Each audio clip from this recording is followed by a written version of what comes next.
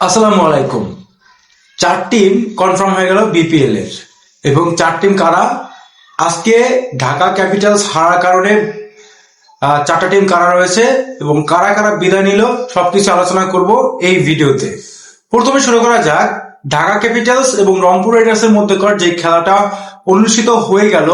এই খেলায় যে পরিমাণে রিদম ছিল ঢাকা ক্যাপিটালস এর জয়ের, সেই সুযোগটা হাতছাড়া করলেন মোহাম্মদ সাইফুদ্দিন। অনেক দিন পরে 58 30 বল থেকে করেছেন এবং তিনি সর্বোচ্চ চেষ্টা করেছেন। তাকে সাপোর্ট দেওয়ার মতো যদি একজন থাকতো, ঢাকা ক্যাপিটালস এই ম্যাচটা জিততেই পারতো। এর আগে আসি আরো কিছু কথা। যেই পরিমাণে ক্যাচ মিস করেছে ঢাকা ক্যাপিটালস, মনে হয়েছে যে এটা ফিক্সিং করছে, তারা ম্যাচটা বেঁচে দিয়েছে এমনটা মনে হয়েছে। কারণ হচ্ছে যে পরিমাণ তারা বলগুলো ক্যাচ মিস করেছে, যে পরিমাণ তারা দলকে বোলিং ব্যাটিং সব দিক থেকে যে পরিমাণে তারা ম্যাচটা ছেড়ে দিয়েছিল। তার আগে চলুন টসে জয়লাভ করে প্রথমে ঢাকা ক্যাপিটালস বোলিং করার সিদ্ধান্ত নেয়। সেই বোলিং এর জবাবে দুই ওপেনার তাওহিদ হৃদয় এবং ডেভিড মালান দুইজনে 126 রানের পার্টনারশিপ করেন। তাওহিদ হৃদয় 62 এবং ডেভিড মালান 74 রানে থামেন। তারপরে এই ইনিংসটা চলে যায় 184 রানের মাথায়, এবং সেখানে ঢাকা ক্যাপিটালসের যে বোলাররা ছিল তাদের মধ্যে যেই বোলাররা ভালো করছে, কোনো বোলার এরকম আহামরি ভালো করতে পারে নাই। তাসকিন আহমেদ 3টা উইকেট নিয়েছেন, তবে তিনি অনেক বেশি খরচে ছিলেন। নাসির হোসেন অনেকগুলো রান দিয়েছেন আজকে। নাসির হোসেনকে একেবারে প্রথম 2 ওভারে 30 রান তিনি দিয়ে দেন, এবং যেভাবে তারা ম্যাচটাকে হেরে দেয় এবং প্রত্যেকটা বলে কিছুক্ষণ পর পর তাওহিদ হৃদয় 2টা পরপর জীবন পান, পরপরে তাওহিদ হৃদয় 2টা জীবন পান, এবং 184 টার্গেটে ব্যাটিং করতে নেমে যেভাবে ঢাকা ক্যাপিটালসের দুই ওপেনার শুরু করেছিলেন, দারুণ একটা সুযোগ শুরু এনে দিয়েছিলেন এখানে আব্দুল্লাহ আল মামুন, এবং সাথে ছিলেন উসমান খান। আব্দুল্লাহ আল মামুন প্রথম বলে যদিও তিনি ডাক মেরেছেন, তারপরও 3 ওভারে 30 রান করে দিয়ে তারপর কিন্তু আউট হন উসমান খান। সেই জায়গাটিতে মোহাম্মদ সাইফুদ্দিন বলেন, সাব্বির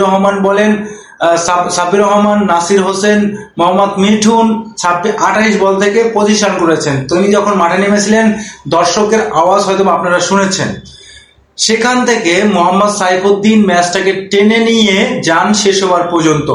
শেষ ওভারে গিয়ে যখন 30 রানে 31 রানের প্রয়োজন হয়, সেখানে কিন্তু সাইফুদ্দিন 20 রান করতে পারেন। সাইফুদ্দিন 20 রান করেন, এবং তার যেই চেষ্টা 58 রানের একটা জুট, তার পার্টনার তার একটা রান ছিল 58 রান, এবং তিনি এই 58 রান করতে গিয়ে যে পরিমাণ চেষ্টা করেছেন সেই চেষ্টা আরো দেখেছে।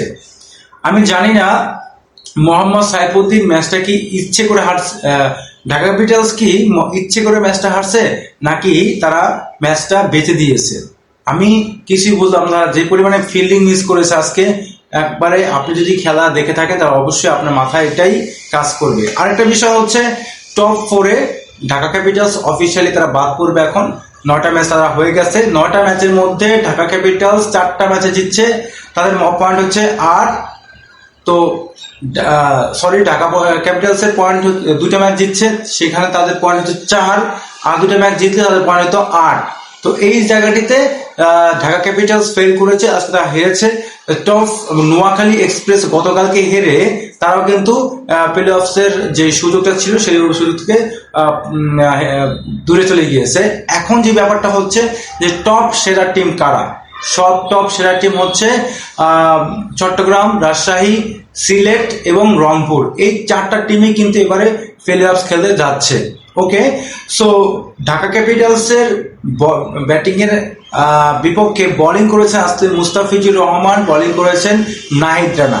আপনারা দেখেছেন নাহিদ রানা কি পরিমাণে রানগুলো করেছে, বোলিংগুলো করেছেন, এবং তার স্পিড এবং তার যেই ভ্যারিয়েশন ছিল বোলিংয়ে এবং স্পিডি বল ছিল, সেটা দেখে কিন্তু ওয়াকার ইউনুস, ধারাভাষ্যকার রমিজ রাজা, তারা কিন্তু এটার অনেক প্রশংসা করেছেন যে কেন তিনি মেইন স্কোয়াডে, বিশ্বকাপ স্কোয়াডে নেই, এই বিষয়টা কিন্তু আলোচনা হয়েছে ধারাভাষ্যক প্যানেলে।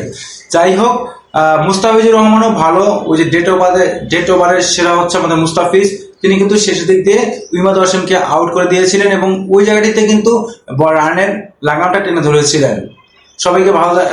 সবাইকে ধন্যবাদ জানিয়ে বিদায় নিচ্ছি। সবাই ভালো থাকবেন, সুস্থ থাকবেন, আল্লাহ হাফেজ।